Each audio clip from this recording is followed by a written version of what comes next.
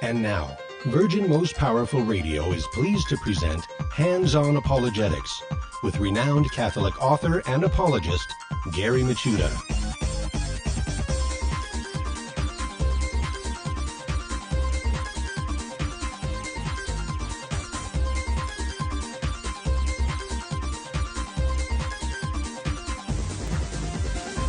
Welcome, everybody. Hands-On Apologetics. You have entered into Virgin Most Powerful's Apologetics Dojo. It's great to be with you today. And you know what? We're rocking and rolling through the week, and now we're going to finish strong. It is a Friday program, and as always, just like working out, you want to get through each and every session strong. You want to finish strong.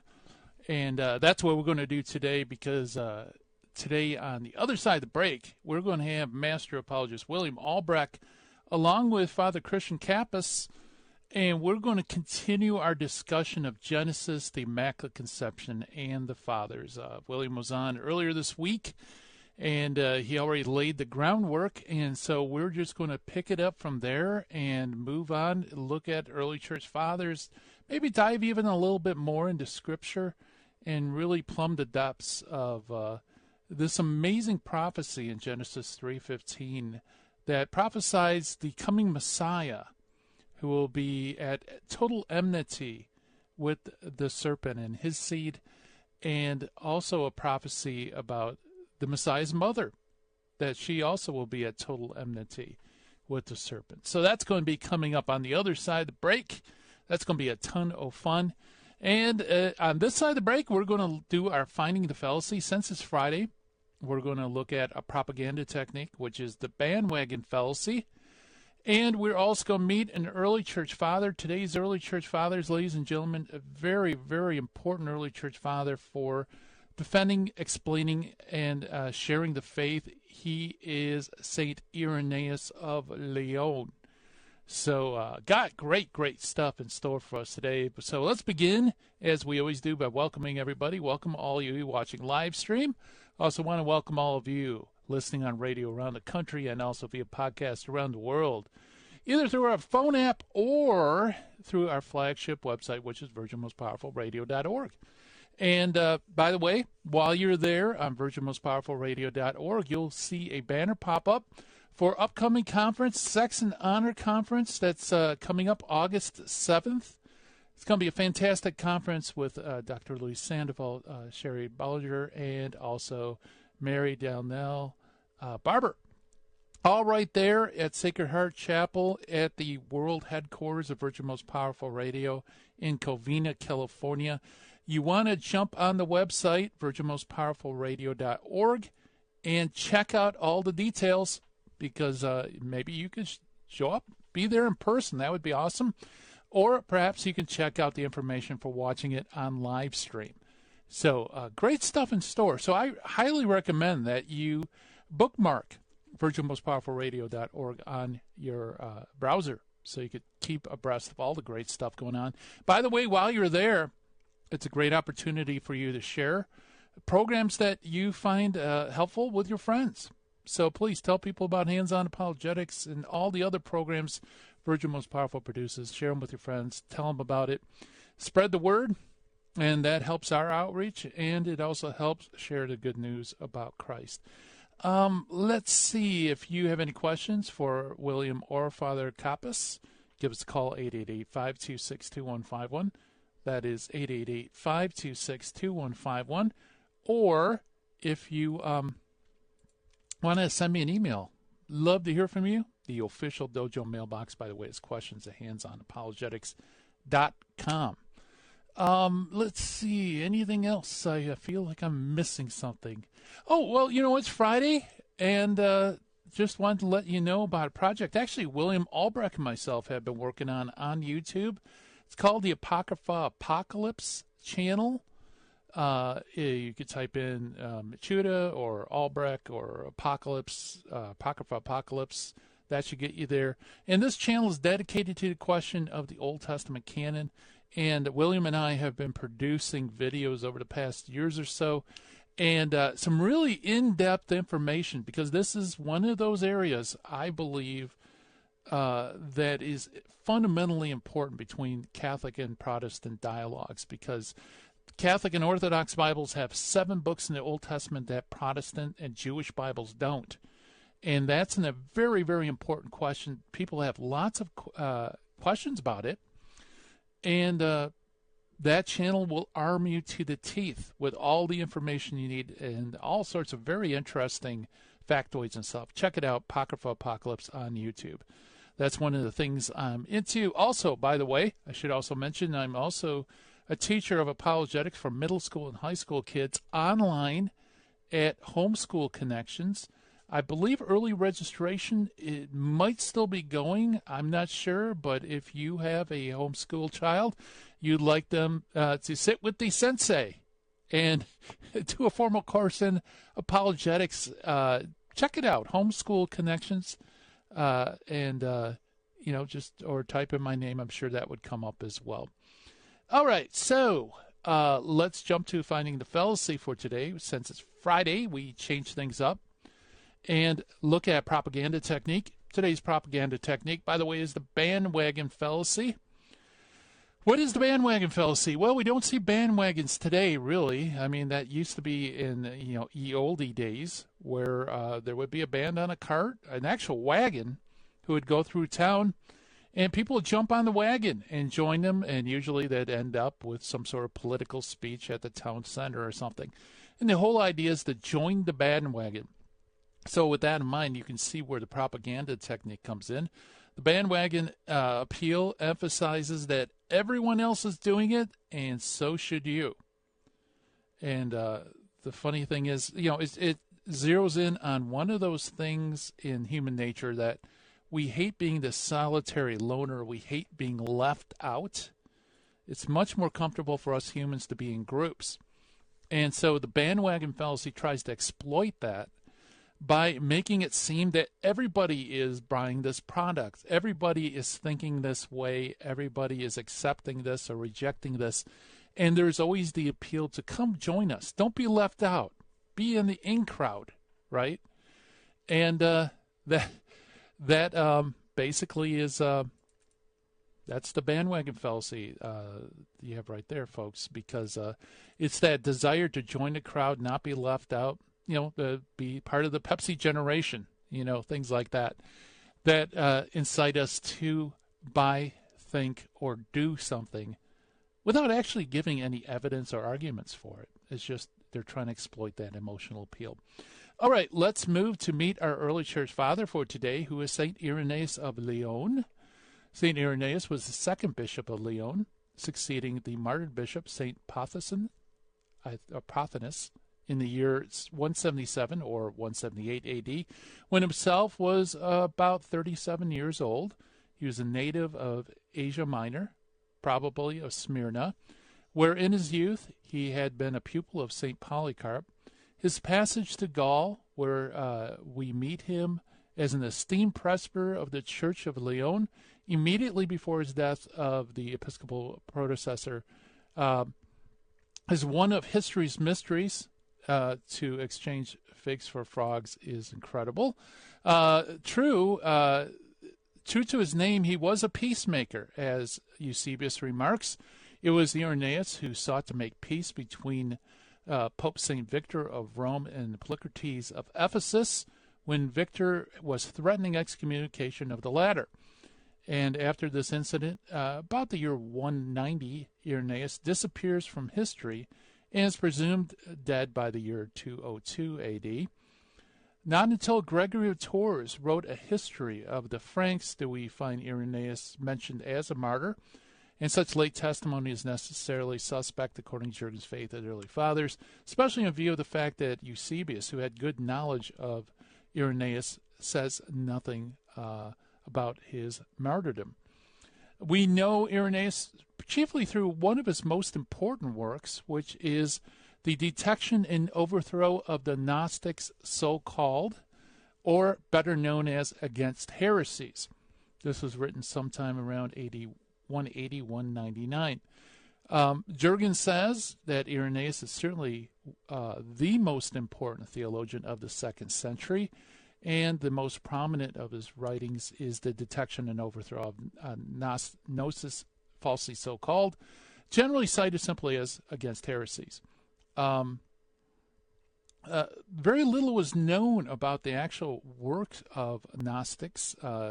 They showed up time to time. Our primary source largely depended on Irenaeus' refutation of these. And what's remarkable, as subsequent discoveries have been made of original Gnostic works, throughout the centuries, we find that Irenaeus actually nailed it when it came to the Gnostic sects.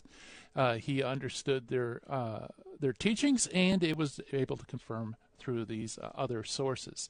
There are 5 books in Against Heresies, which were written in Greek between 180 and 199.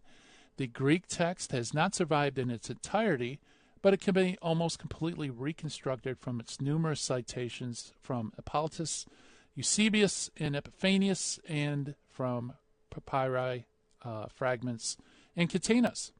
The complete work is extant in a very old Latin translation, and it's some probability that Cyprian of Carthage already knew this Latin translation. Indeed, some authors dated as early this Latin translation as early as 200 AD. Further, it is extant in text, a very literal Armenian translation of the 4th and 5th books, and there is also extant some 23 fragments from one or more Syriac translations. And that is our early church father for today, Irenaeus of Lyon.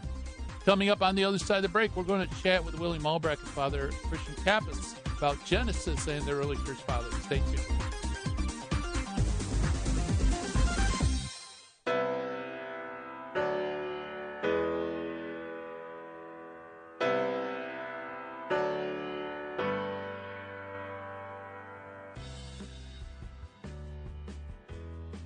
If you shop on Amazon.com, there's an easy way to support Virgin Most Powerful Radio.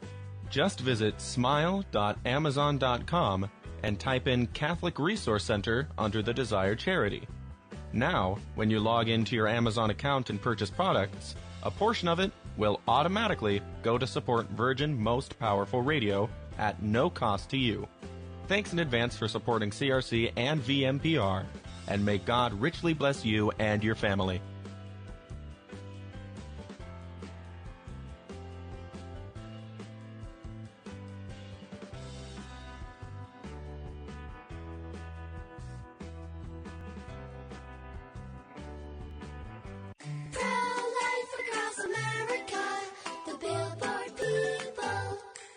Did you know my mom's gonna have a baby?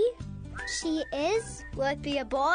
Or will it be a girl? We don't know yet, but we heard the heartbeat, and my dad said this is gonna be someone very special. You mean like being a president? Or maybe a doctor. Well, probably maybe like a singer or dancer, I think. Hello, my name is Marianne Koharski. I'm the director of Pro-Life Across America. We know that every baby is a miracle and has the potential to do great things. If you know someone who is pregnant or in need of alternatives or assistance, or would like to support the work of Pro-Life Across America, please call 1-800-366-7773 or visit our website at prolifeacrossamerica.org. Pro-Life Across America is non-political and totally educational. Pro-Life Across America, the Billboard people. This is Terry Barber. I want to thank you for your support here at Virgin Most Powerful Radio. Here's an easy way to do it. If you're going to sell or buy a house, call Real Estate for Life, 877-543-3871, because they're going to get you a Christ-centered agent to purchase your home or to sell your home. And at the close of escrow, a portion of his commission goes right back to Virgin Most Powerful Radio. Call 877-543-3871. Thank you so much for your support. Now, back to Hands-on Apologetics with Gary Michuta. If you'd like to join the conversation, call 888-526-2151. Here's Gary. And welcome back, everybody, Hands-on Apologetics. And we're going to continue our discussion about Genesis 3:15, Mary, the Immaculate Mother, and also the fathers of the early church. And we're going to do so with our good friends, William Albrecht and also Father Christian Kappes. Father Kappes, by the way, is the Academic Dean, Director of Intellectual Formation, Professor of Liturgical Theology and Dogmatic Theology at Saints Cyril and Methodius Byzantine Catholic Seminary. And William Albrecht, as you know, he is our friendly apologist who comes on regularly on this show. He's the purveyor of PatristicPillars.com. He's also has debated in over 50 live and moderated debates on the web and in live and in person. And both of them co-wrote a fantastic book. If you haven't picked it up, please do. It's called A Definitive Guide for Solving Biblical Questions About Mary, Mary Among the Evangelists. And gentlemen, welcome back to Hands On Apologetics. Thank you for having us, Gary. Just double checking. Is Father on the line? Father, are you there? Hold on one second. Okay, hear sure. me? Yeah, I can hear you now. Are you there? There we go. Great. Okay, very good. Well, Yeah, he welcome sounds aboard. Great. Sounds very clear. Yeah, so William, earlier this week, you already kind of opened the door in terms of looking at Genesis 3:15, the first gospel. We talked a bit about that, started looking at some of the early church fathers. So, you know what, I'm going to turn it over to you, William, and Father, and you guys can just take it wherever you'd like to from there. Sure. Thank you very much for that, Gary. We're thrilled to be here, and glad that we began Genesis 3 because it's really going to tie in with what we're going to be talking about today, because you frequently have the early church fathers making that commentary of Mary as the new Eve, Mary at complete enmity with the devil. And what connection do we then draw? Because in Genesis 3, that is where we read of the fall, and we read of a particular kind of filling of grace that Mary has in Luke 1. But as Catholics and our Eastern brothers and sisters, as you know very well, Gary and Father, as we hearken to Luke 1, we have heard some objections. One particular objection has been saying, well, that very same Greek word, which, by the way, it's not the same Greek word, that very same root word can be found in Ephesians 1. So, in essence, Mary really isn't all that important. And really, I think that when we examine that, we really realize that kind of an argument really works in favor of the ancient Catholic interpretation. What are your thoughts on that, Father? This also is reflected in an article that we posted on your website at PatristicPillars.com. And that article has to deal with the fact that some evangelicals would like to emphasize that the word full of grace used for Mary is the same root, and that's what William emphasized, root, charitoo, that is used for Mary's full of grace. And the original form of this evangelical argument, which is by evangelicals who are not Catholic friendly, is that somehow the use of it in the New Testament in Ephesians, and I believe, is it Ephesians 1:4? Is that right, William? I believe it is Ephesians 1:6. Yeah, right. So 1:4 and 1:6, and then I think 5:27 are the references that we use for the article. But the thing that we need to understand is, in Ephesians, we're told that God gave a grace before the world ever began. And this grace that he gifted or graced us with was a grace of being amamos, which is the same word in Greek used for Mary Immaculate, and askelos, which is without any stain. This is how the word is defined later in the same letter to the Ephesians. So whatever it means to be given an initial grace in the predestined world of God's mind, how he wanted Adam and Eve and their children to be, he wanted all of them to be Immaculate Conception. So it's not so much that Mary has a privilege that nobody else would have had, but rather that Mary, along with Christ, are the only two individuals that the Church dogmatically defends as having retained the privilege, which was everybody's predestined privilege, according to Ephesians 1. And that Ephesians 1, when it says, using the word grace or haritoo, I grace or I gift, when we were given this initial gift or grace, it was to be entirely sinless and entirely without stain for the entire course of our lives. And it was only because of God's permissive will that he allowed Adam and Eve to reject that grace and rather choose, because of the gift of being able to choose to go to left or right, to choose A or not choose A, choose apple, not apple. That gift of freedom was used, and thus a secondary plan had to come into place, and that secondary plan was the redemption. The redemption was, if plan A doesn't work because Adam and Eve choose freely, with my permission, to reject that plan, which I know that they are going to do, then I have already a makeup plan that they're never going to get out of the possibility of being in my family. I'm going to keep granting opportunities through history. So the final effect then is that the word that is used for Mary full of grace and the word that is used to grace the elect before time means more strenuously, if we use the evangelical line that St. Paul in Ephesians means the same thing as Luke, his disciple, does in Luke 1, it means that Mary is declared by the word full of grace to be entirely immaculate, which places us once again within the line of Genesis 3:15, or a woman who will come, whose seed has the ability to crush the head of the serpent.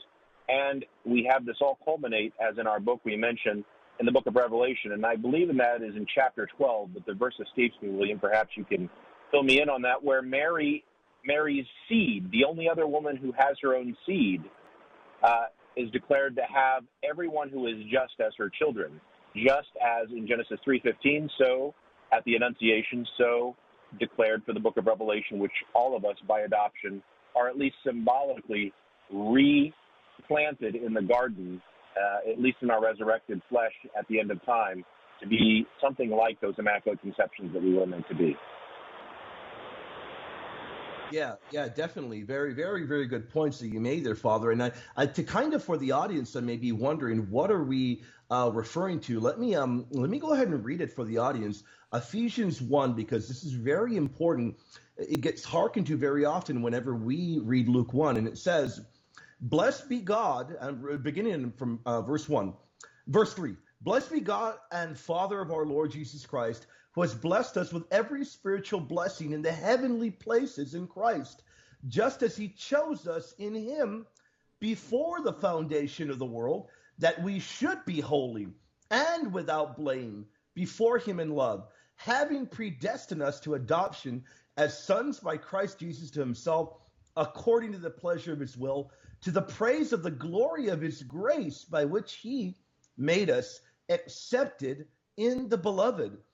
In him we have redemption through his blood and forgiveness of sins, according to the riches of his grace." So what we really are looking and really emphasizing here, and I know Gary as well, Gary, we've talked about this before, and it comes out very clearly in Luke 1 when we look at, well, why is Mary special? Well, she's very special because what is the kind of grace that Mary is endowed with?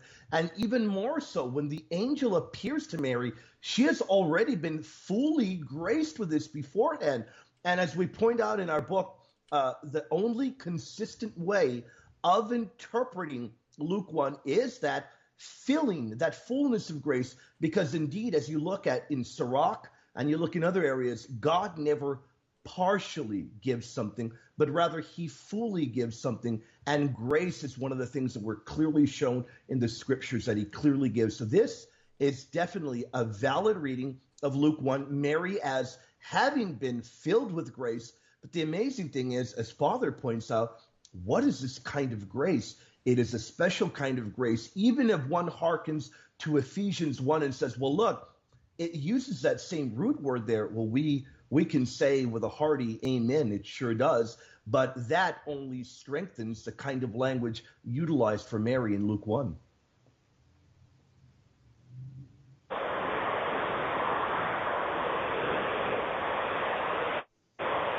Yeah, that's a very interesting point, William. So it doesn't detract from the Catholic perspective. It actually reinforces it. oddly Yeah. enough. Yeah. It sure does. And funny enough, as the points Father is making are completely supported when we look at Greek dictionaries, Greek lectionaries. It's very funny how these are not Catholic ones, but if you look at what Bloss and de Brunner say, in Greek grammar of the New Testament, we read, it is permissible on Greek grammatical and linguistic grounds to paraphrase Kakaritomenem as completely, perfectly, enduringly endowed with grace.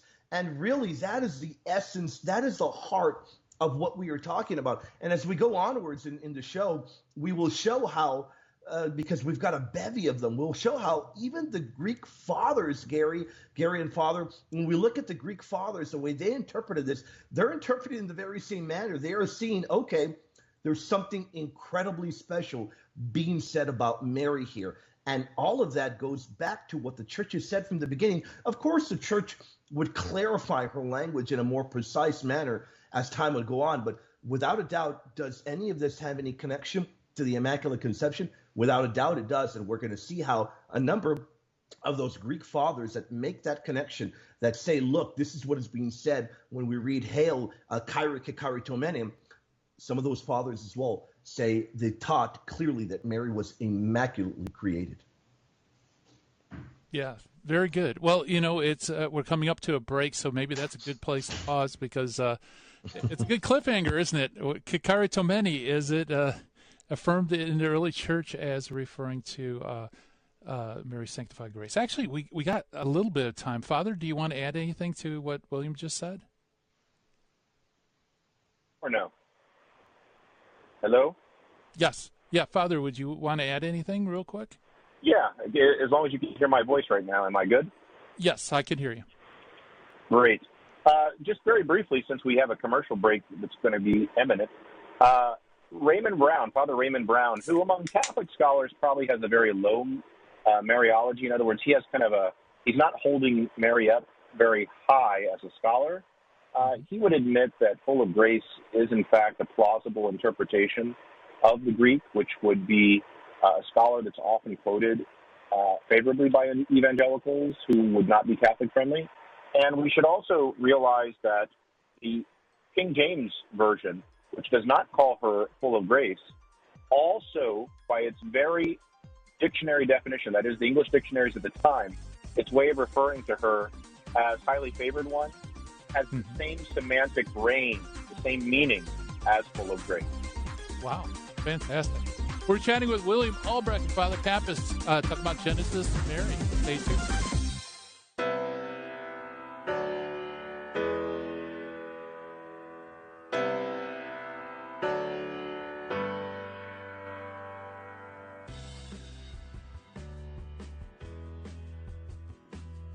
Hi, this is Dr. Luis Sandoval from Virgin Most Powerful Radio. You might have heard my show, The Dr. Luis Sandoval Show, where we talk about our health, our spiritual health, our mental health, and our physical health. Well, I want to tell you about an exciting conference coming up August 7th from 9 to 4 p.m. right here at the Sacred Heart Chapel at 381 West Center Street in Covina, California. It's called the Sex and Honor Conference. Is this a topic that you think you want to discuss as a Catholic? Well, this is the time to do it. Please join us at this conference. You can sign up at virginmostpowerfulradio.org to either be here in person or to get the virtual experience. What are we going to be talking about? We're going to be talking about how to discuss sex as married couples, what kind of questions you might have, how do we approach the topic as a married couple, and what does that mean for us in the sacrament of marriage. We're also going to be discussing how do we discuss sex with our children? How do we teach them about it? What questions might they have? Lastly, I'm going to give a talk on what roadblocks we might find in our modern-day society that might not coincide with our Catholic values. We're also going to have speaker Cherie Ballinger, who is one of the producers of the movie Roe v. Wade. She's going to be letting us know her approach about bringing class and morals back to Hollywood. We're also going to have Mary Danielle Barber speaking to us on theology of the body. She's going to give us an approach from John Paul II as to how we can think about our bodies and make sex honorable and respectful. Please join us for this wonderful conference here at the Sacred Heart Chapel. You can sign up again at virginmostpowerful.org, either to be here in person or to join us virtually. We hope to see you there.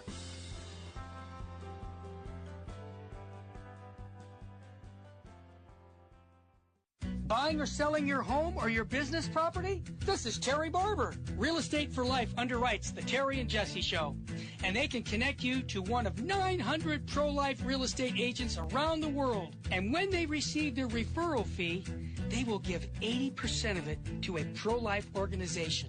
Wow, that's 80%.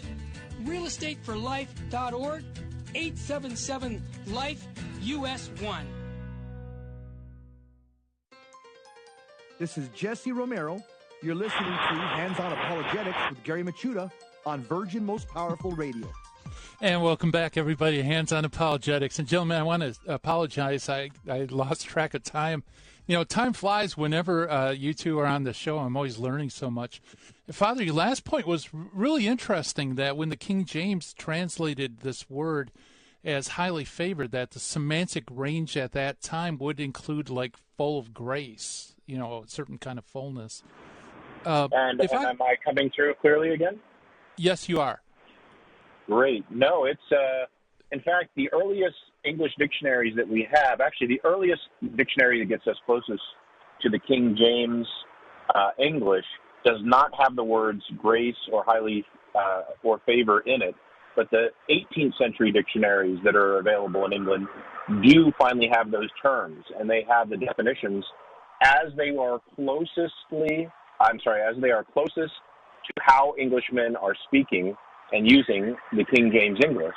And what we find there in the definition is that highly favored or favor means a lack of legal strictures and not holding one essentially accountable to the legal rigor that everyone else is held accountable to. So highly favored one means you are not under the law like everyone else is strictly under the law, or in some way you are free from the constraints of the law that everyone else is. So there is a sense in which Mary's, if you take all the dictionary definitions that existed in the English dictionaries at the time, you can actually get semantically full of grace or full of privileges against the legal obligations that everyone else has, and it pretty much means the same thing. Wow. Yeah, that is fantastic. And so when modern Catholic translations also mimic the King James, they're really kind of distorting it because we don't have that same semantic range today. That could very well be. I certainly only discovered it by looking at the Old English dictionaries, which are very clear that they're coming out of a tradition of Roman law, where Roman law is still being studied in England and its meaning is in England. And this idea of favor is an English translation of gratia in Latin. A favor is what's granted by the sovereign or the king freely as a gift. That sounds just like grace, doesn't it? Freely as a gift, not based off of the merits of the person, but on the generosity or the power of the sovereign. So when Mary's called highly favored one, it means she has the fullest privileges that can be granted to her by the sovereign of the kingdom. Wow. Yeah, that's fantastic. William? Great points there that Father brings up, and I think that was exactly the point that we find the great Pope Pius IX really bringing forth in Effabilis Deus. And I frequently have people, they'll read the language of from there, and they don't realize how much it is hearkening to of previous fathers. Let me read. For instance, there's so many Greek fathers that give commentary in Luke 1 that see those very privileges of Mary, that view them in a special manner. One of them being Gregory the Wonder Worker, but another one, an Akathist hymn from the 400s. If we look at the incredible language there, it says, "Hail, O you, through whom joy will shine forth. Hail, through whom the curse will disappear. O restoration of the fallen Adam. Hail, O redemption of the tears of Eve. O peak of the reach of human thought." And it goes onwards to say, "Hail, O womb of the divine incarnation. O bride and maiden ever pure." So that's exactly tying in exactly with the incredible points that Father is making here. It is what does it mean by when we say Mary is full of grace? I think people really forget. we're talking about Mary being in possession of original justice. That particular term might confuse people. It means Mary is justified. But that term was utilized by the early church fathers, one of them being the great St. Augustine. And what we're saying by this is when the angel appears to Mary in Luke 1, and I'll read Luke 1 real briefly, and then Father can comment on it. We're saying that even before the angel appears to Mary, Mary was fully justified. Now, does Mary grow in grace? There's no doubt. The fathers even teach that as well. But Mary was already justified, and that can be extrapolated from what we read in the Greek. It says, Luke 1 says, the angel Gabriel was sent by God to a city of Galilee named Nazareth to a virgin betrothed to a man whose name was Joseph, to the house of David. The virgin's name was Mary. And having come in, the angel said to her, now I'm reading the New King James, says, rejoice, highly favored one. The Lord is with you. Blessed are you among women. Now, Father, I'd like to get your thoughts on that, because Mary is, it says when she saw him, she was troubled at this saying and considered what manner of greeting this was. Here's the amazing thing, Father. Is it clear in Luke 1 that Mary is already in possession of this justice even before the angel appears? Yeah, I think that certainly the form of the participle means that before the angel is declaring any greetings or goodness to her, she's already been found filled with what we would call something like justification. Because remember, the King James Version is talking about a legal concept. It's a concept of justice. So it's something saying like fully justified one, or someone who has been entirely by the sovereign granted a privilege which no one else has been granted. And we shouldn't underemphasize the word full of grace, because it's only used twice in all of Greek literature up until St. Luke. It's used once in Sirach 18:17 and once in Luke. And only after that does it become a standard word for the fathers of the church to use, where Origen gives us some definitions which we go over in our book and other things. But it's quite clear that the meaning of to be filled with grace is very much along the lines of this word karitoo, which again, non-friendly evangelicals to Catholics have pointed out is a very important root for this word. The other thing that they don't usually point out, because they're only interested in New Testament lexicons, is haritoo is only a recently attested word. And that word was only attested probably in the 200 years before Jesus, so we don't have any evidence that it was being used as an ancient Greek word. And when we do first see it being used, it's used mainly within Jewish writings, except for one exception with a Stoic author. And when it's used in all writings, it means a gift of God, which is the same word as to grace or to give a privilege of a sovereign legally that is not given to the rest of the population. So what we see here is an amazing consistency. The verb haritoo, or I give grace, and its participle, having been graced or having received grace that's said to Mary, or full of grace, all have the same usage as they are attested both before and during the New Testament. And that attestation is always a special legal privilege which is given directly by God according to the Jewish literature that uses haritoo. And finally, that the way that it's used in Sirach tells us that it is a fully and perfectly given gift. So Mary lacks nothing at that greeting. Yeah, those are very, very good points made there, Father. Fantastic points there.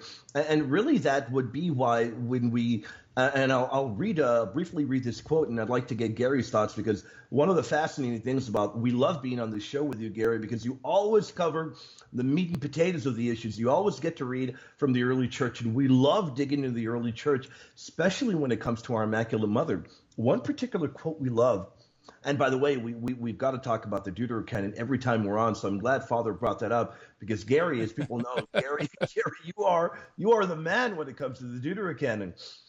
Father beat you to the punch, William. He beat me this time. He beat me.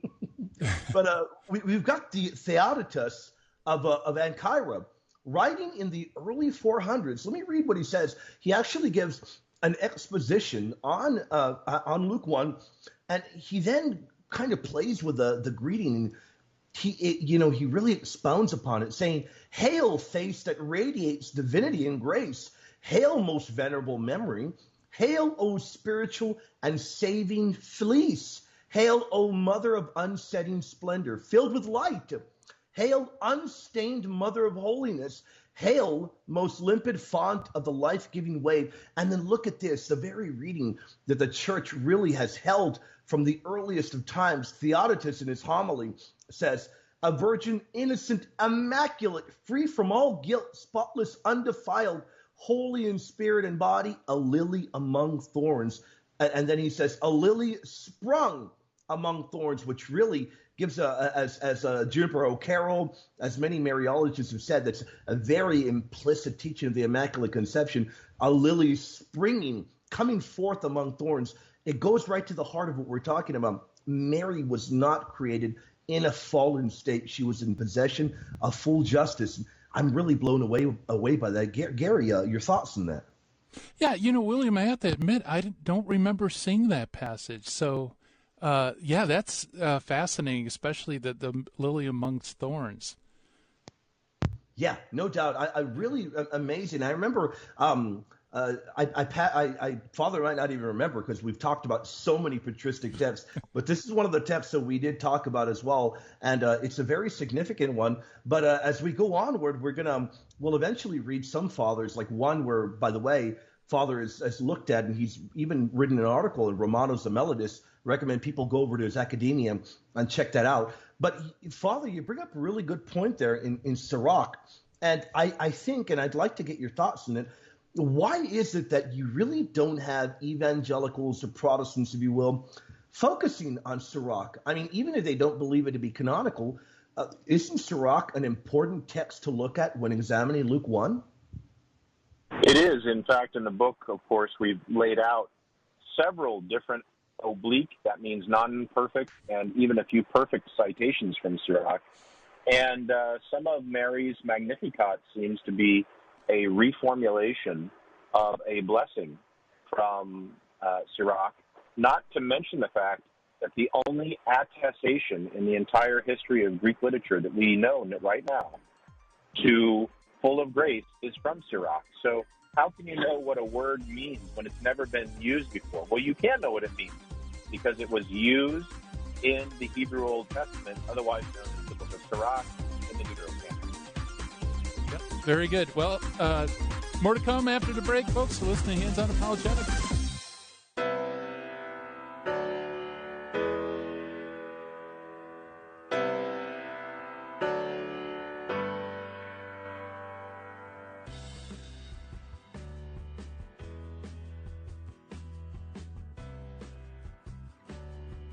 This is a Catechetical Minute from Virgin Most Powerful Radio. God is love, and love is his first gift, containing all others. God's love has been poured into our hearts through the Holy Spirit, who has been given to us. Catechism of the Catholic Church, number 733. Everyone who has been given the breath of life has been given a puzzle to solve. To live well and happily is a mystery we try to unravel daily. Love is the answer that solves the mystery of life and unlocks the door to joy. Father, pour out your Spirit upon us, that we may live in the light of your love. This has been a Catechetical Minute from Virgin Most Powerful Radio. In Luke 7, Jesus said, "I tell you, her many sins have been forgiven her, because she has been shown great love." According to St. John of the Cross, Christians should always remember that the value of their good works is not based on number and excellence. Their value is based on the love for God that prompts them to do the works. May we always be motivated by true love for God, and not worry so much about what we do, but why we do it.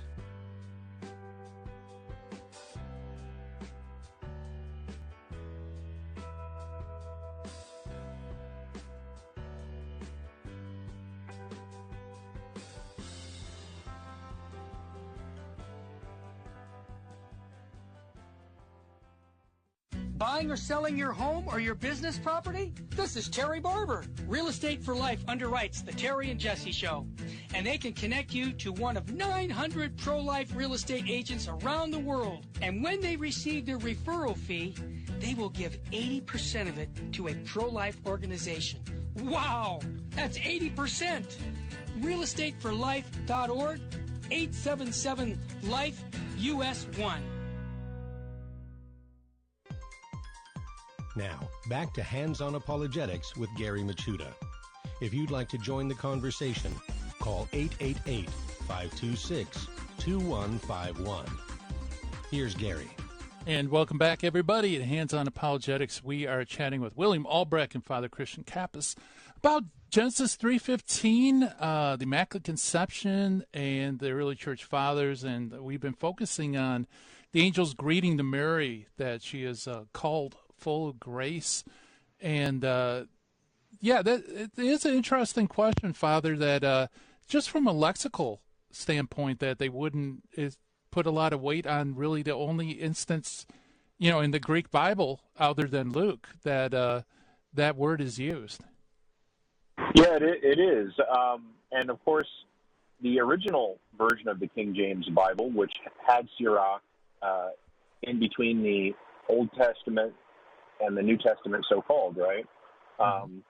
The book of Sirach was there, and the translation is actually quite good, and you could be suspicious that maybe you should be checking Sirach against this. But to my knowledge, I have never seen a scholarly article, whether evangelical or Catholic, nor have I seen a popular article that has ever located Sirach 18:17 as the source of the meaning for the first chapter of Luke with Te Charitomeni. And to be quite honest, it's rather odd to me that you would start talking about what the word means and never discuss the first and only meaning, which is about 100 years prior, if not more, to the use of this word, and that there's a context for it that we can get a sense of the meaning.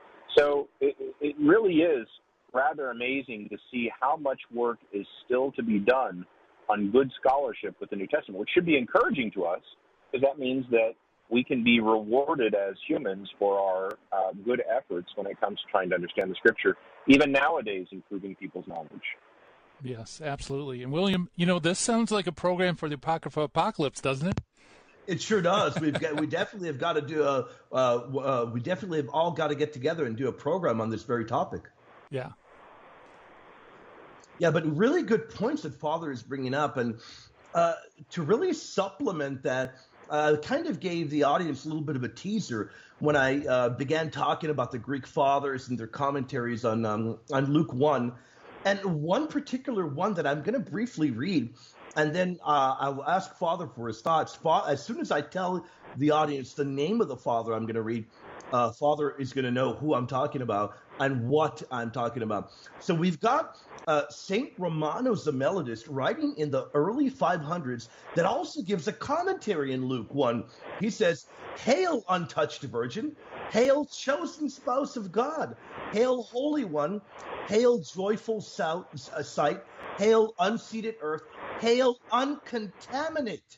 Hail, mother who knows not man. Hail, virgin bride."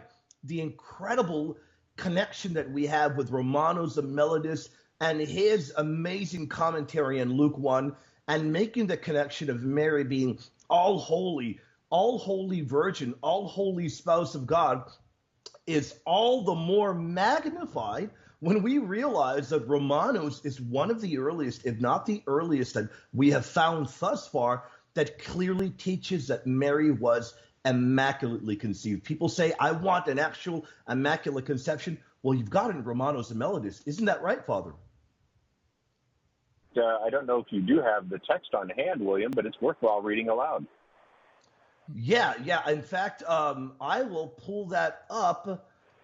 Sure, and while you're doing that, I'll go ahead and mention the fact that it's not at all coincidence that the hails with the word incontaminate, along with the passage that William is about ready to read you, go hand in hand. In other words, the linkage in the poetry of Romanus the Melodist is that the ke charitomeni, which is, again, full of grace or highly favored one, depending on your translation, we have argued is, in accord with the evangelical opinion, is the same meaning as the grace that was originally given to the saints in Ephesians 1. It is the pure grace where we're all, like Adam and Eve, immaculately created or immaculately conceived in our natural biological process sense. And so when Romanus is calling the nature of ke charitomeni, or full of grace, incontaminate, let's now read that against what is called the active conception of St. Anne. You and I nowadays like to concentrate on what is called the passive Immaculate Conception, which is what happens to Mary. Mary is passively having something happen to her, which means that she is receiving passively the grace of justification at the first moment of her existence. She is a vessel, and God is filling her with grace. She's passive. But the earliest form of this in both the Latin Church and the Greek Church is called the active conception of St. Anna, where it's St. Anna's act of conceiving that God graces and thus creates an Immaculate Conception. So it's two perspectives. One is Anne's active conceiving, which is more her body actively doing something. And then there's the passive conception of Mary, which is Mary's soul is being infused into her body, and then at that moment, she is passively being filled metaphorically as a vessel of grace, which is the passive conception of Mary. So do you have that passage on your, William? I sure do. Let me go ahead and read it. It says, "Then the tribes of Israel heard that Anna had conceived the Immaculate One, and everyone took part in the rejoicing." And there we have it. Do you see how the emphasis is on Anna conceiving an immaculate feminine reality or being or conception? Here we see that it's only a difference of perspective. Whether we look at Anna's physical act of conceiving a child in utero, or we look at Mary as being conceived passively and being filled with grace, which merits the term immaculate for her. But both the active conception of Anna and the passive conception of Mary are both traditional in the Greek and the Latin forms of speaking about Mary's biological conception. Yeah, really fantastic points there. So really what we've seen so far, it's been incredible being able to talk about this, is we've looked at Ephesians 1, we've looked at Luke 1, we've seen how Ephesians 1 only helps bolster the incredible things that the church has always said about Mary, our Immaculate Mother. And then when we've supplemented that with Greek fathers, those that would have known the language better than any modern day kind of scholar, we arrived at the doorstep of St. Romanos the Melodist. And that kind of language, as Father points out, I remember when I kind of stumbled upon that, I went ahead and I got the Greek. I remember it wasn't available in the Patrologia, which was a bit of a pain. In case Father remembers, we tried to find it there, not available there. Then we tried to find it in the TLG, not available there. Went ahead and I finally was able to find, miraculously, a bargain book on the Greek text of Romanos. And I remember screenshotting it. I remember sending it to Father in a PDF, and we were blown away by the Greek from it. It confirms exactly what Father has been saying, and it is really important in showing one major thing, Gary and Father. The incredible thing, by the time we get to St. Romanos the Melodist, this was already well established. I wouldn't be shocked if we, somehow stumble upon a father even before him that also touches upon this, because this kind of language, as we can see, was well established early on. This was believed in the early church. It only took a little bit of time for the church to really clarify her language. And I think that has been the amazing thing as we've gone through church history. Even if it takes time for the church to clarify the language and really bring out what the church is teaching here, either which way, the amazing kind of teaching and the interpretation of Luke 1 has been consistent from the very beginning in the early church.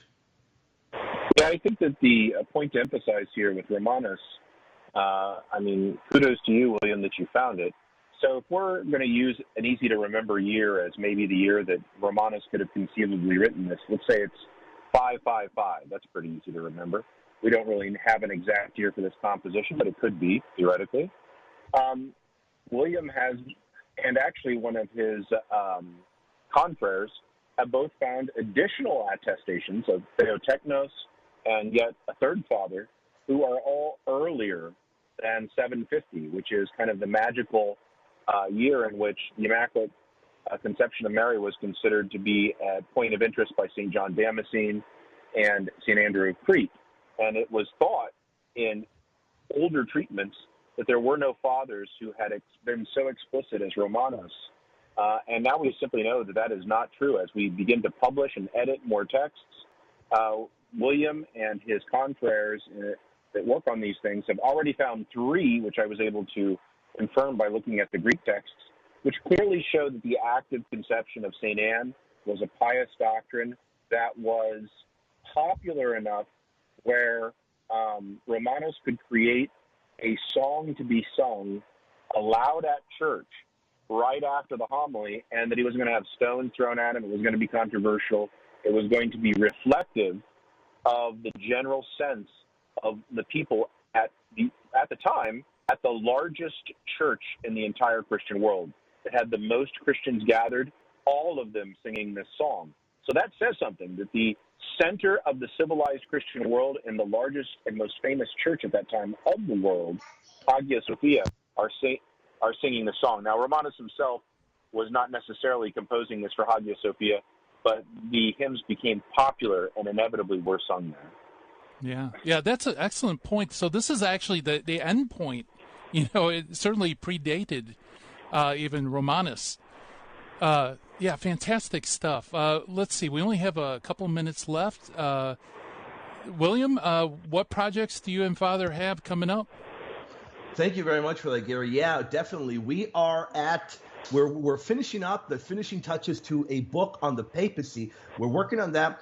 Definitely more projects later on down the line. People keep an eye out. We're going to be doing more shows as well. This weekend and onwards, we have more projects that we're working on. And there is an incredible event coming up that we've got about a minute left. Father, can you maybe talk about that event? Sure. As a last word on Mary, in our book, we also mentioned with regard to Genesis 3:15 that putting enmity between you and the serpent also has 2 verbal carryovers. There's God creating an alliance between Abraham and his seed and David and Jonathan. You need to check that out because that shows that Genesis 3:15 is all about justified seed and alliances with God. But as we close, I'll just say that please check us out at St. Catholic Seminary, our site, www.workinbyzantium.com, for our upcoming conference on Greek, Catholic, and Catholic across the Middle Ages. All right, well, thank you so much, gentlemen. Coming up next, the Terry and Jesse Show, highimpactcatholic talk coming at you. Thank you so much for listening. God willing, we'll talk again next week. Bye-bye, everybody. In the 1990s, I